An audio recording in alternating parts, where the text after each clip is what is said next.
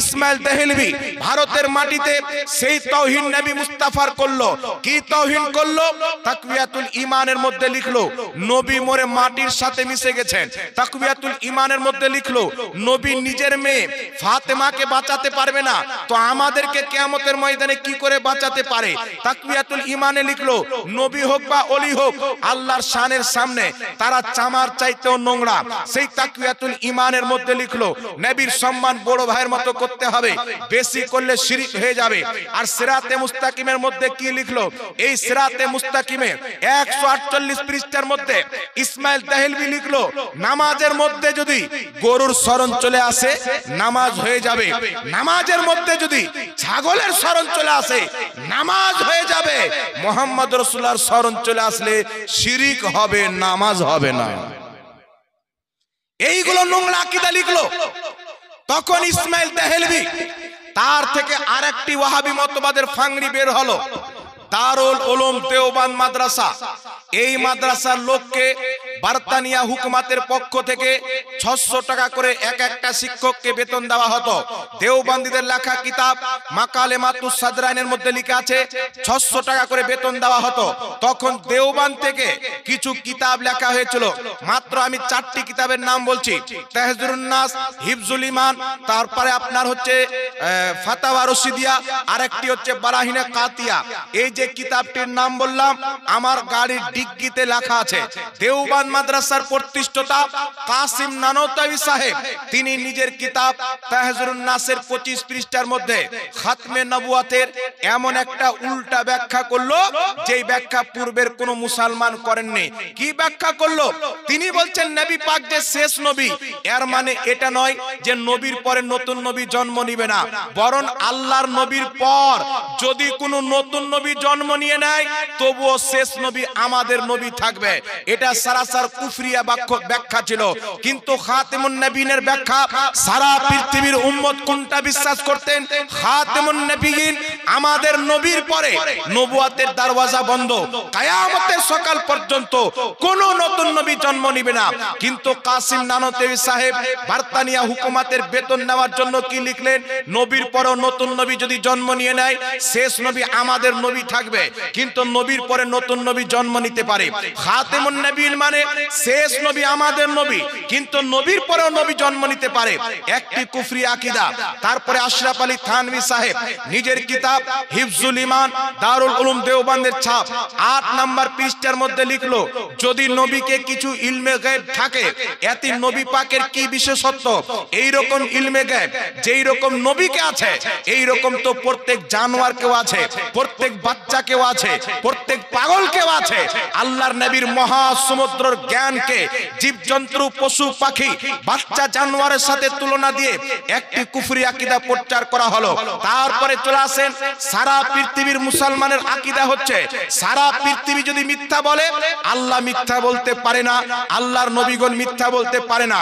কিন্তু দেওবন্দি মাদ্রাসার আরেকজন গুরু যিনার নাম হচ্ছে রশিদ আহমদ গাঙ্গুহি, তবলিগি জামাতের প্রতিষ্ঠাতা ইলিয়াস কান্দওয়ালি সাহেবের পীর ও মুর্শিদ রশিদ আহমদ গাঙ্গুহি ফাতাওয়া রশিদিয়ার 488 পৃষ্ঠার মধ্যে লিখলো আল্লাহ তাআলা মিথ্যা বলতে পারে কিন্তু বলে না, নাউজুবিল্লাহ। কিন্তু আকীদাতুত তাহাবি আকীদার কিতাবের মধ্যে লেখা আছে ওয়া হুয়া আলা কুল্লি শাইইন কাদির, আল্লাহ প্রত্যেক জিনিসের প্রতি শক্তিমান, কিন্তু মিথ্যা আল্লাহর কুদরতে আসে না, চুরি করা আল্লাহর কুদরতে আসে না, জামারি করা আল্লাহর কুদরতে আসে না। অর্থাৎ আল্লাহ পাক প্রত্যেক পবিত্র জিনিসের প্রতি কুদরত রাখেন, সম্ভব জিনিসের প্রতি কুদরত রাখেন। থাকলো মিথ্যা বলা আল্লাহর জন্য অসম্ভব, কারণ মিথ্যা হচ্ছে একটি নোংরা কাজ, মিথ্যা হচ্ছে একটি আইব। আল্লাহর কুদরত প্রত্যেক আইব থেকে পবিত্র। এটি একটি কুফরি আকীদা প্রচার করা হলো। তারপরে আরেকটি কিতাব বারাহিনে কাতিয়া 122 পৃষ্ঠার মধ্যে খলিল আহমদ আম্বেঠি দেওবন্দীদের গুরু রশিদ আহমদ গাঙ্গুহির পারমিশন নিয়ে লিখলো, সেই কিতাবে 122 পৃষ্ঠার মধ্যে লিখলো শয়তানের জ্ঞান বেশি, এটা কোরআনের অকট্ট দলিল দ্বারা প্রমাণিত, কিন্তু নবীর জ্ঞান শয়তান চাইতে বেশি, এর কোনো দলিল নাই। সুতরাং কোন ব্যক্তি যদি শয়তানের জ্ঞানকে বেশি মানে সেই ব্যক্তি পাক্কা মুসলমান, আর কেউ যদি নবীর জ্ঞানকে বেশি মানে এটা শিরিক হবে। এইগুলো সমস্ত নোংরা আকীদা পৃথিবীর মুসলমান এই ভারতের মহলকে খারাপ করলো, ভারতে ফিতনা তৈরি হলো। এইদিকে ইসমাইল দেহলভি যে অরিজিনাল ওয়াহাবি, এইদিকে দেওবন্দি মতের লোক যারা ওয়াহাবিরই একটা ডাল ফাংড়ি, এই দুই মতের লোক আপনার ব্যাপকভাবে ভারতের মাটিতে যখন ফিতনা ছড়ালো, যখন এইগুলো কিতাব সাধারণ লোকের হাতে পৌঁছে গেল, তারা পড়ে চিন্তিত হয়ে গেল, ইয়া রাব্বাল আলামিন, এর পূর্বে তোমার নবীর প্রতি যদি কোনো নেতা হামলা করেছে উত্তর আমরা দিয়েছি, এর পূর্বে তোমার নবীর প্রতি যদি কোনো ব্যক্তি হামলা করেছে উত্তর আমরা দিয়েছি, কিন্তু বর্তমান সময় দাড়ি টুপিওয়ালা, মাদ্রাসায় পড়ানেওয়ালা, মসজিদের ইমামতি করনেওয়ালা, জালসায় বক্তব্য দেনেওয়ালা, তারা তোমার নবীর ইজ্জতে হামলা করছে। আল্লাহ তোমাকে মিথ্যাবাদী বলছে। এত নোংরা নোংরা আকীদা না আবু জেহেল বলতে পেরেছে, না উতবা শাইবা বলতে পেরেছে। ইয়া রাব্বাল আলামিন, এদের জবাব কে দিবে? এই পৃথিবীর মুসলমান, এই অখণ্ড ভারতের মাটিতে অনেক আলিম ছিলেন, খানকায়ে মারহেরা ছিল, খানকায়ে কেচোচা ছিল, বড় বড় আল্লাহর ওলিদের খানকা, নবী বংশের লোকের খানকা ছিল, কিন্তু পৃথিবীর মুসলমান এই সমস্ত বদ আকীদার সাথে যিনি লড়াই করেছিলেন তিনি হচ্ছেন বেরেলির ইমাম আহমদ রাজা, যাকে আমরা আলা হযরত বলে জানি। ওই সময়তে মুসলমানদের ঈমানের নৌকা যখন সমুদ্রতে হাবুডুবু করছিলেন, বেরেলির আহমদ রাজা 1000 চাইতে বেশি কিতাব লিখে তাদের জবাব দিয়ে প্রমাণ করে দিয়েছেন, প্রত্যেকটা আকীদাকে ভুল প্রমাণ করে কুরআন হাদিসের সহিহ আকীদা মানুষের সামনে উপস্থাপন করে দিয়েছেন। বলুন সুবহানাল্লাহ। এই জন্য পৃথিবীর মুসলমান, আমাদের কোন জালসা এমন হয় না যেখানে আলা হযরতের নাম হয় না। নবী মুস্তাফার জ্ঞানকে পশু পাখির সাথে যখন তুলনা দিল, আরবের মাটিতে আলা হযরত গিয়েছিলেন, ওই আরবের মাটিতে ইমাম আহমদ রাজা মাত্র 8 ঘন্টাতে একটি কিতাব লিখেছেন, আত-তাওলাতুল মাক্কিয়া। এই কিতাবের মধ্যে এমন এমন দলিল দিয়ে 8 ঘন্টাতে কিতাব লিখে প্রমাণ করেছেন আল্লাহ পাকের সৃষ্টিতে আদম নবী চাইতে বেশি, ইব্রাহিম নবী চাইতে বেশি, আম্বিয়া চাইতে বেশি, ফারিস্তা চাইতে বেশি, জিন্নাত চাইতে বেশি, সারা পৃথিবীতে আল্লাহ যত জ্ঞানী গুণী লোক সৃষ্টি করেছেন সবার চাইতে বেশি আমার রব্বুল আলামিন সবচাইতে বেশি জ্ঞান মুহাম্মদ রাসূলুল্লাহকে দিয়েছেন। আরেকটু জোরে হবে না সুবহানাল্লাহ? সব চাইতে বেশি জ্ঞান মুহাম্মদ রাসূলুল্লাহকে আল্লাহ পাক দিয়েছেন।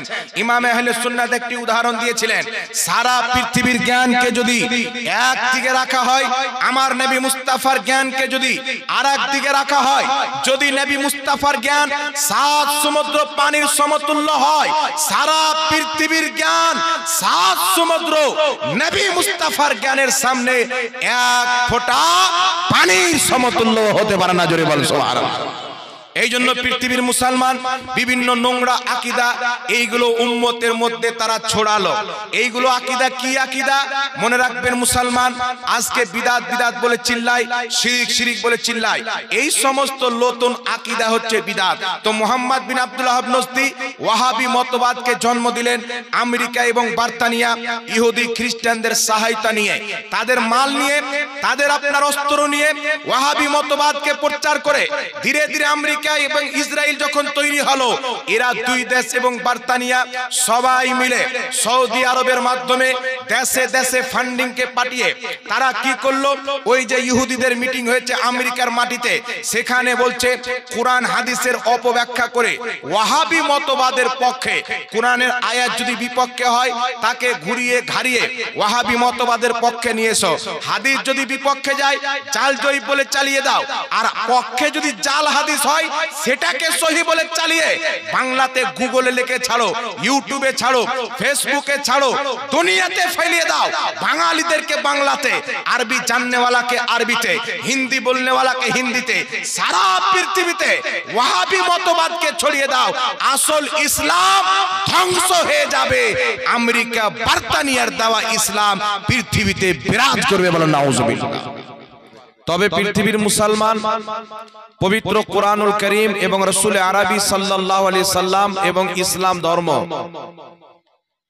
এর একমাত্র দুশমন হচ্ছে ইহুদি এবং নাসারা। আল্লাহ পাক পবিত্র কোরআনুল কারীমের মধ্যে অসংখ্য জায়গাতে বয়ান করেছেন যে মুসলমানদের একমাত্র দুশমন হচ্ছে ইহুদি এবং নাসারা, কোথাও মুশরিকের কথাও বলা হয়েছে।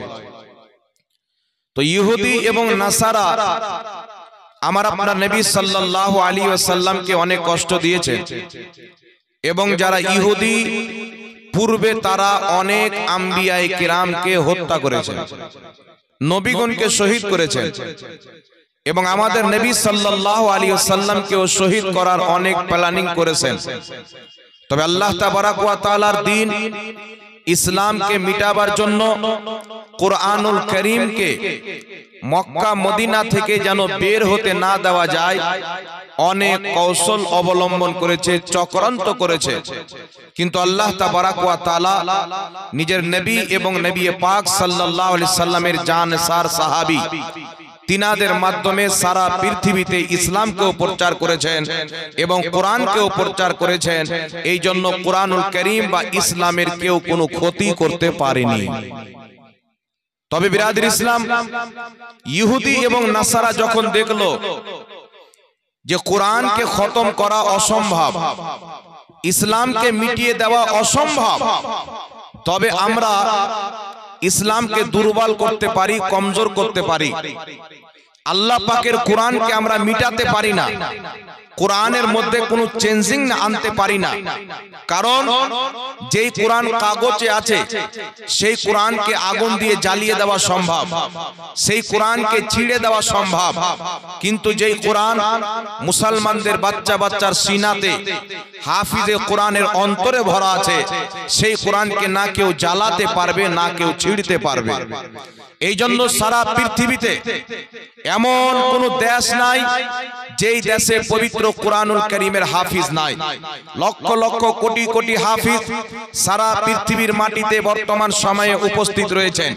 এই জন্য তারা দেখলো কোরআনুল কারীমের মধ্যে যদি আমরা চেঞ্জিং করে ছাপিয়ে দিই, যারা কোরআনুল কারীমের হাফিজ তারা সেটাকে ধরে নিবে, কোরআনের মধ্যে আমরা পরিবর্তন আনতে পারবো না।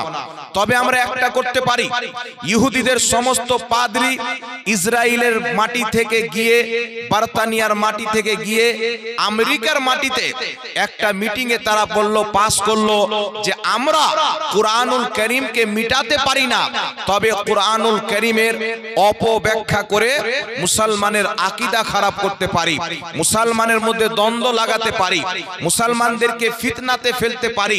আর যদি আমরা কোরআনের তাফসীরকে চেঞ্জ করতে চাই, মিনিংকে চেঞ্জ করতে চাই, তার বুঝকে, যেই বুঝ মহান রব্বুল আলামিন মানুষকে কোরআনের মাধ্যমে বুঝিয়েছেন, এবং সাহাবায়ে কেরাম, তারপরে তাবেঈন, তারপরে বড় বড় মুফাসসির, কেউ 5 লক্ষ হাদিসের হাফিজ, কেউ 10 লক্ষ হাদিসের হাফিজ, কেউ 4 লক্ষ হাদিসের হাফিজ, লক্ষ লক্ষ হাদিসের হাফিজগণ এই পবিত্র কোরআনুল কারীমের লাখ লাখ হাদিসকে গবেষণা করে কোরআনুল কারীমের তাফসীর লিখেছেন। আল্লাহ পাক কোরআন পাকে যেটা বুঝিয়েছেন, সালফে সালেহিন যেটা বুঝেছেন, সেই সমস্ত তাফসীরের কে বাদ দিতে হবে এবং নতুন করে এমন তাফসীর করতে হবে, হাদিসগুলির অপব্যাখ্যা করতে হবে, যাতে মুসলমানের মধ্যে এমন কিছু আকীদা ঢুকে যায়, যেই আকীদা ঢুকবে কোরআনের নামে, ঢুকবে হাদিসের নামে, কিন্তু সেই আকীদা কোরআন পাকের বিরোধী আকীদা হবে, হাদিস শরীফ বিরোধী আকীদা হবে। এই জন্য পৃথিবীর মুসলমান, ইহুদ ও নাসারা, তারা কোরআনকে মিটাতে পারেনি, ইসলামের কোনো ক্ষতি করতে পারেনি, তবে তারা কোরআনের নামে অপব্যাখ্যা করে পৃথিবীর মাটিতে এমন ভাবে ছড়িয়ে দিয়েছে, মুসলমান নিজের ঘরের আগুনে নিজেই দাউদাল করে জ্বলতে আরম্ভ করেছেন।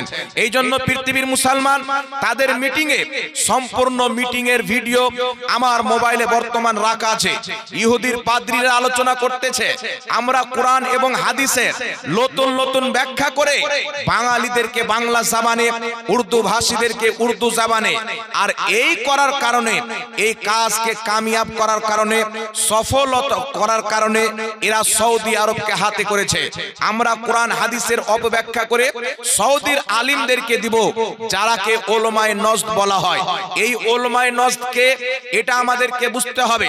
বর্তমান সৌদি আরবের রাজধানী, এই সৌদি আরবের পুরাতন নাম হচ্ছে আল হেজাজ। হেজাজ হচ্ছে সৌদি আরবের নাম, পরবর্তীতে সৌদি আরব হয়েছে।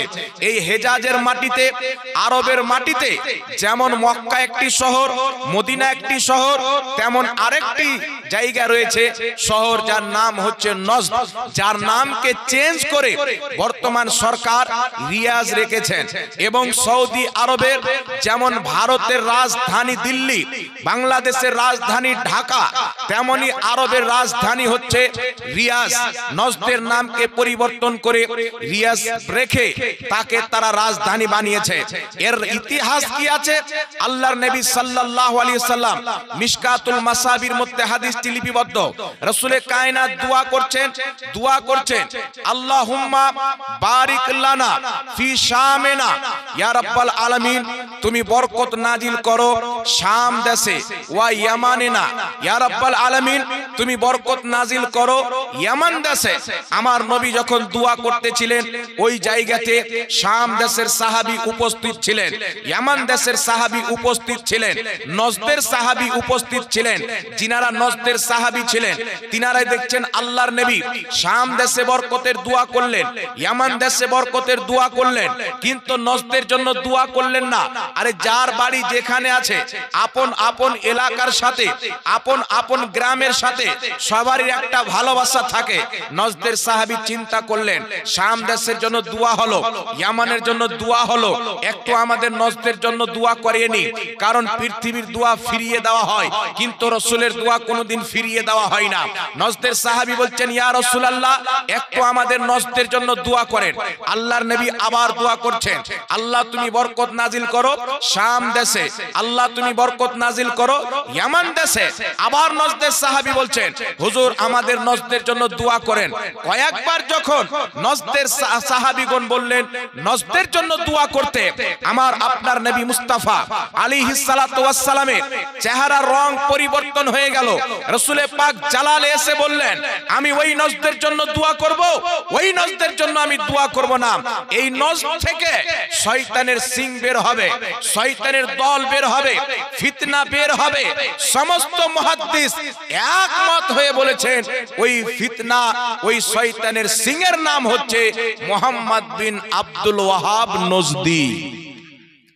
ওই শয়তানের সিংয়ের নাম হচ্ছে মুহাম্মদ বিন আব্দুল ওয়াহাব নজদি।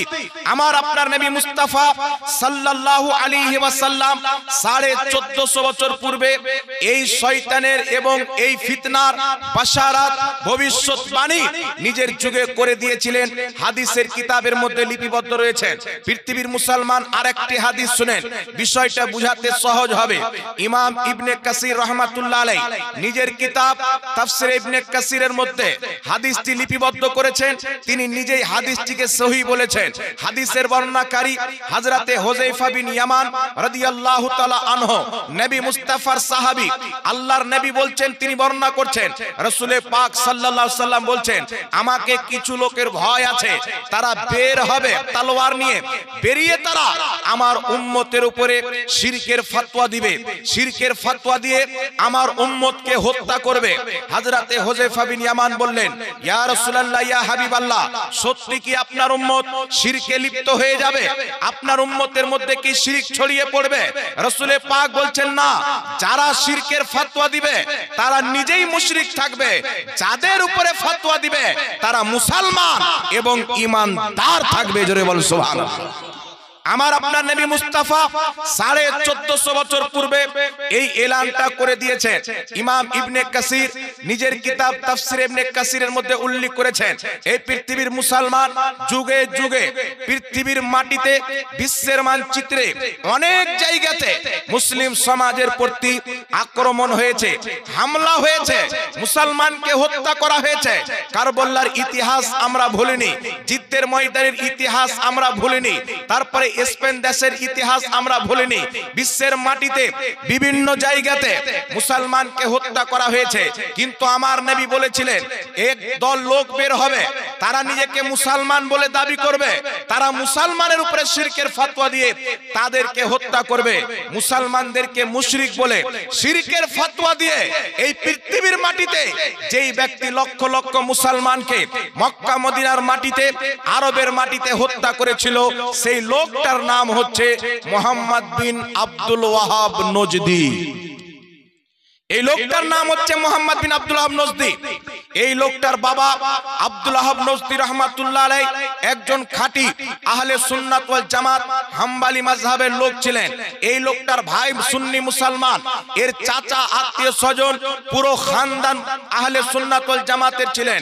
কিন্তু বিরাদর ইসলাম আরবের মাটিতে মক্কা মদিনা হোক, ফিলিস্তিন হোক, ইরাক হোক, ইরান হোক, এক জামানাতে বিশাল একটি মুসলমানদের সাম্রাজ্য কায়েম ছিল, খেলাফত কায়েম ছিল, যে খেলাফতকে খেলাফতে উসমানিয়া বলা হয়। ইংরেজি ভাষাতে যাকে অটোমান এম্পায়ার বলা হয়। এই খেলাফত তুর্কি থেকে চালু হয়েছিল। প্রায় এই খেলাফতকে ভেঙে 22টা কমবেশ দেশ তৈরি হয়েছে। এতটুকু এরিয়াতে মুসলমান সুপার পাওয়ার ছিল। আমেরিকা, ব্রিটেনিয়া, সারা পৃথিবী তাকে দেখে থরথর করে কাঁপতেছিল। ব্রিটেনিয়া আমেরিকা মিটিং করলো, মুসলমানদের সুপার পাওয়ারকে যদি আজকে খতম না করা যায়, ধ্বংস না করা যায়, এই পৃথিবীর মাটিতে কোনো দেশ বাকি থাকবে না। পূর্ব থেকে পশ্চিম পর্যন্ত, উত্তর থেকে দক্ষিণ পর্যন্ত সারা পৃথিবীতে মুসলমানদের দখল হয়ে যাবে, তারা কবজা করে নেবে। তখন খেলাফতে উসমানিয়াকে ভাঙার জন্য আমেরিকা এবং ব্রিটেনিয়া একটি মিটিং ডাকলো। সেই মিটিং এ আরবের দিকে লক্ষ্য করে সর্বপ্রথম ব্যক্তি মুহাম্মদ বিন আব্দুল ওয়াহাব নজদিকে তারা ডেকে মিটিং করে তাকে বলল, তুমি যা করে হোক একটি নতুন মতবাদ ইসলামের নামে তৈরি করো, সহিহ আকীদার নামে তৈরি করো, নিশ্চয়ই তোমার পক্ষে কিছু না কিছু লোক হবে।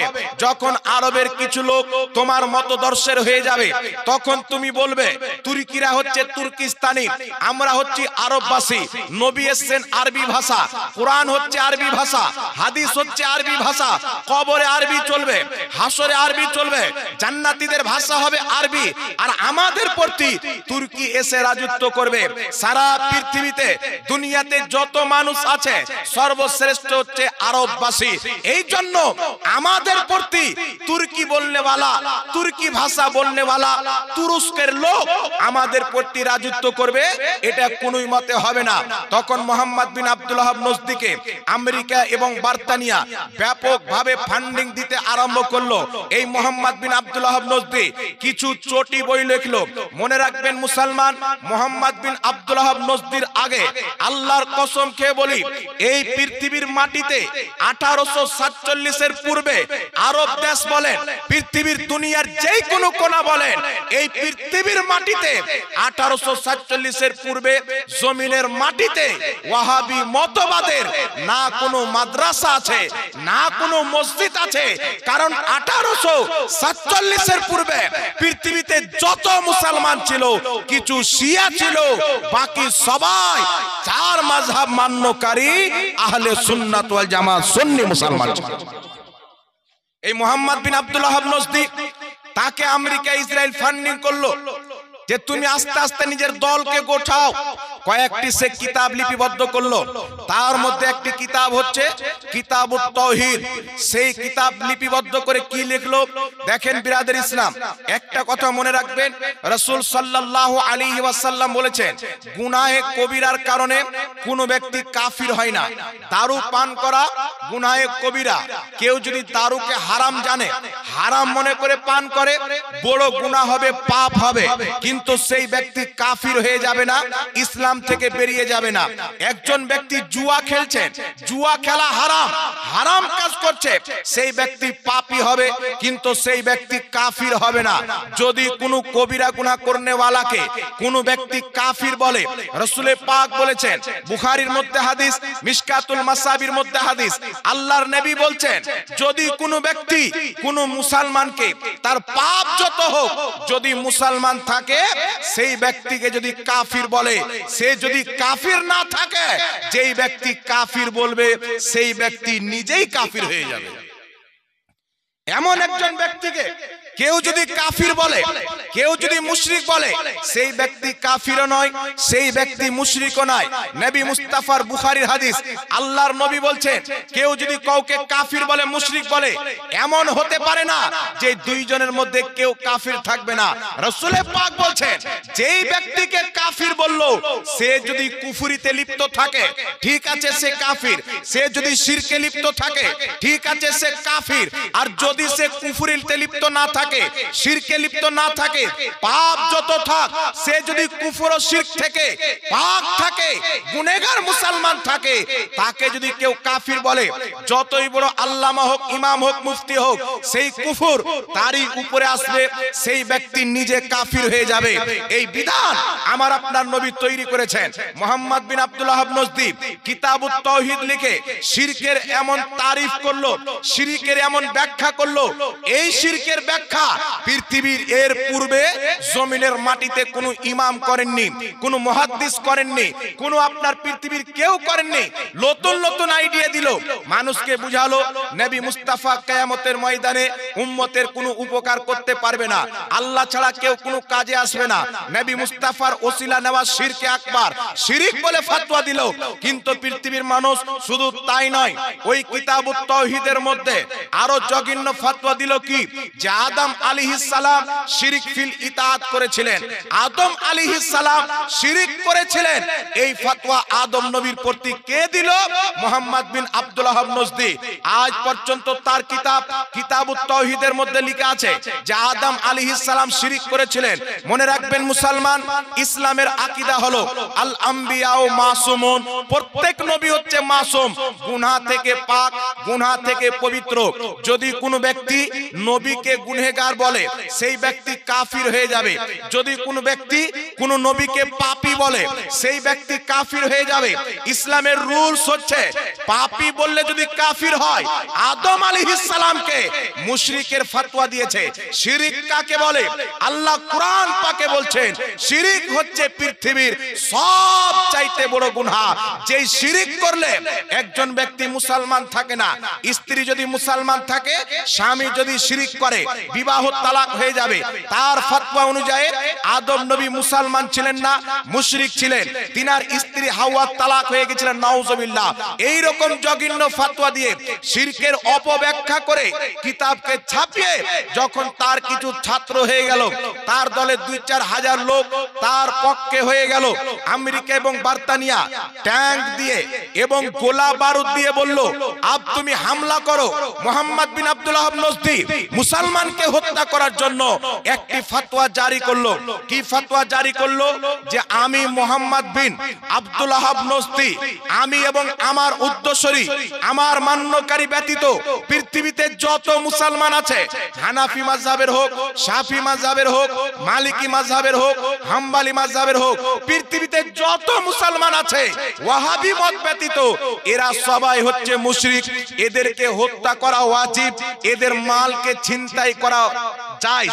সেই এই ফতোয়া দিয়ে নিজের মান্যকারীদেরকে আপনার উৎসাহিত করলো, গুমরাহ করলো। আমেরিকা ব্রিটেনিয়ার গোলা বারুদ নিয়ে, ট্যাঙ্ক নিয়ে, তলোয়ার নিয়ে আরবের মাটিতে লক্ষ লক্ষ মুসলমানকে হত্যা করে তারা আরবের মাটিতে দখল করলো। তুর্কিস্তানি লোক সুন্নি সেইউল আকীদা ছিল, কিছু থাক না থাক নবীর আদব ছিল। তারা বলেছিল, শুনো, আমরা তো বদলা নিতে পারি, কিন্তু মক্কা মদিনার পবিত্র মাটিতে মানুষ তো মানুষ, আমরা মাছি মারাকেও হারাম মনে করি। বল সুবহানাল্লাহ। তিনারা বলছেন, আমরা মাছি মারাকেও মক্কা মদিনার মাটিতে বৈধ মনে করি না, এই জন্য ছেড়ে দিচ্ছি।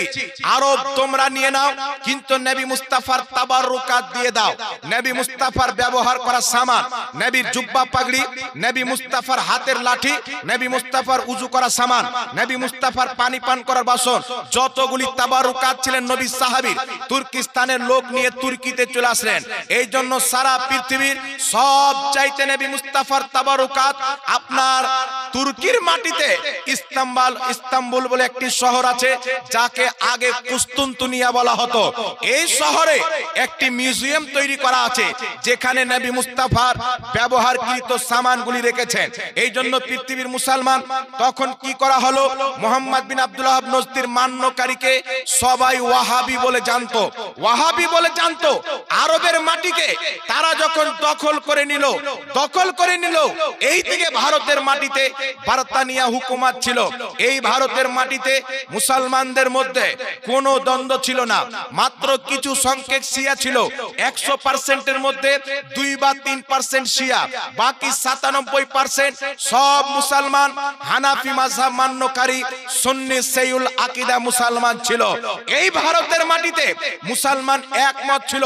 সমস্ত মসজিদের ইমাম সুন্নি জামাতের, মাদ্রাসার শিক্ষক সুন্নি জামাতের। তখন ভারতের মাটিতে বার্তানিয়া হুকুমত চিন্তা করলো, যদি মুসলমান একত্রিত হয়ে থাকে, মুসলমান যদি দলবদ্ধ হয়ে থাকে, ভারতের মাটিতে আমাদের হুকুমত টিকানো যাবে না। তখন তারা চিন্তা কি করলো, যে যা করে হোক মুসলমানকে লড়াতে হবে। এই ইংরেজরা কি করলো, একজন ভারতের মাটিতে সব চাইতে বড় ইলমি ঘরানা শাহ ওয়ালিউল্লাহ মুহাদ্দিস দেহলভী, ভারত মাটিতে অখণ্ড ভারতে সব চাইতে বেশি জ্ঞানী ইলমওয়ালা পরহেজগার মুত্তাকি খানদান শাহ ওয়ালিউল্লাহ মুহাদ্দিস দেহলভী ছিলেন।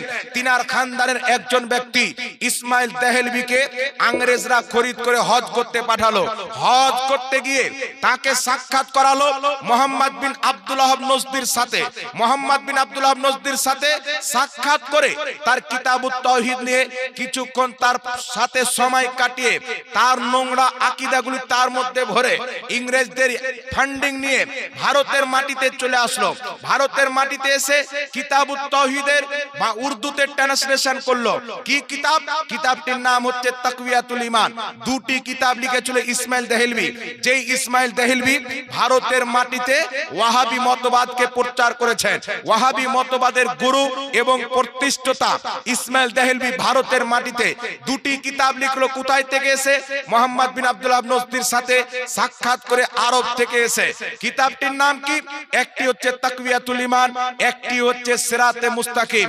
এই দুটি কিতাবের মধ্যে এমন ভাবে আল্লাহর নবীর অপমান করা হলো, যেই অপমান 1450 বছর পূর্বে মক্কার আবু জেহেল করতে পারেনি, আবু লাহাব করতে পারেনি, উতবা সাইবা করতে পারেনি।